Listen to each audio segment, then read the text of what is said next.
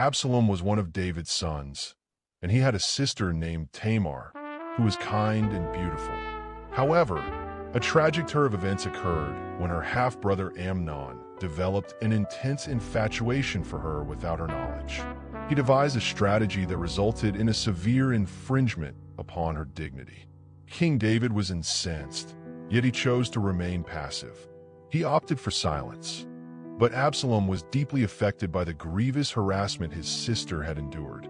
He waited patiently, hiding his anger. 2 years passed. Then, he had Amnon killed for what he'd done.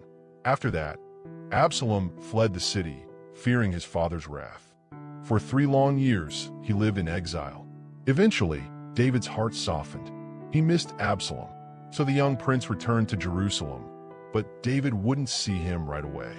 Then Absalom made his move. He declared himself ruler and led a rebellion against his own father.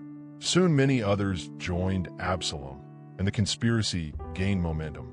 David, heartbroken, had to flee the city with his loyal followers. Fleeing, David walked along the road, weeping, with his head and feet covered. The individuals accompanying him mirrored his actions as they proceeded. Envision Israel's esteemed king fleeing from his own son.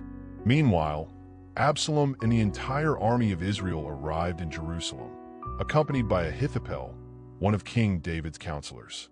When Absalom sought his advice on the next course of action, Ahithophel recommended that he publicly dishonor all of David's concubines to irreparably insult his father. He argued that this would secure the loyalty of the people for Absalom. Absalom placed complete trust in Ahithophel's counsel, because he was one of his father's reputable counselors. Consequently, he acted upon the evil advice given. But David did not give up. He regrouped, and his army prepared for battle.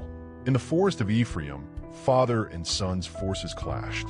Tragically, during the chaos, Absalom, riding his mule, got his beautiful long hair caught in the branches of a tree. The mule kept running, and Absalom was left hanging in the air, trapped. Defenseless, Joab, David's general, found him, and even though David had begged for Absalom to be spared, Joab struck him down. That was the end of Absalom. When news of Absalom's death reached David, the mighty warrior king was not relieved. Instead, he collapsed in sorrow. His cries echoed through the palace. "Oh, my son Absalom! My son Absalom! If only I had died instead of you." It's the story of a prince who rose too high, too fast, and of a father whose love never failed, even in betrayal.